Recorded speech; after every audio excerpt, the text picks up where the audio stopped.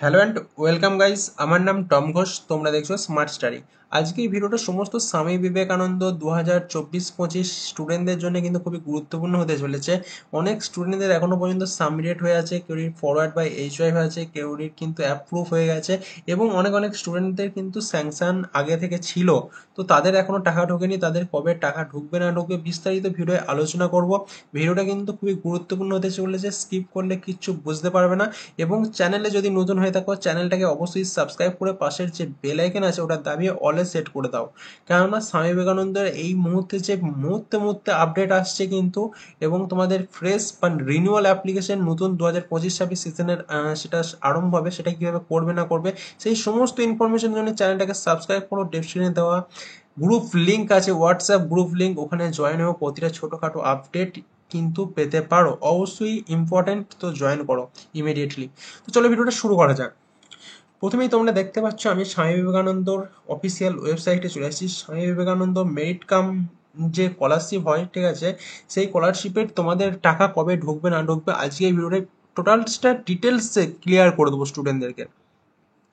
তো good news একটাই আছে তোমাদের জন্য, তোমাদের যে ফান্ড কিন্তু অ্যাভেলেবেল হয়ে গেছে, ঠিক আছে। তো সেক্ষেত্রে বলতে চাই অনেক স্টুডেন্টদের যাদের সাবমিটেড হয়ে আছে, জাস্ট ফর্মটা সাবমিটেড হয়ে আছে, তাদেরকে কি করতে হবে, তাদেরকে কিন্তু অনেকে জানে না, তাদের যে সাবমিটেড হয়ে আছে, যে ডকুমেন্টসগুলো দিয়ে ফর্ম ফিল আপ করেছিল তারা কিন্তু সেইগুলো নিজের ইনস্টিটিউট বা কলেজ বা স্কুলে কিন্তু সাবমিট করতে হবে, নাহলে কিন্তু ফরওয়ার্ড বাই এইচওয়াই হবে না।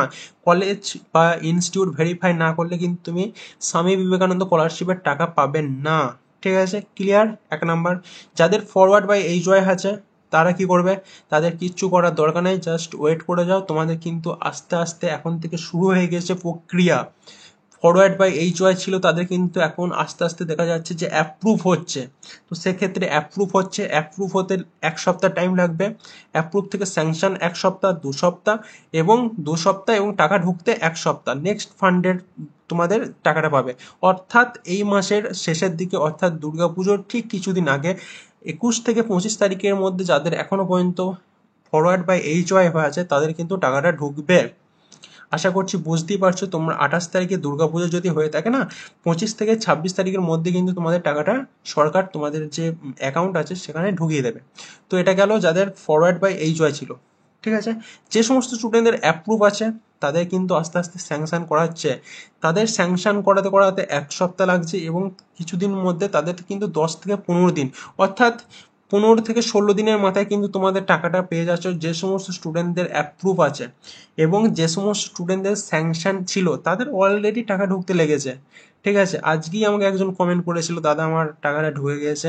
আমার গ্রুপেও একজন বলেছে যে টাকাটা ঢুকে গিয়েছে, হোয়াটসঅ্যাপ গ্রুপে। তো সেক্ষেত্রে হয়তো স্যাংশন আছে, যে কোনো মুহূর্তে তোমার টাকাটা ঢুকতে পারে।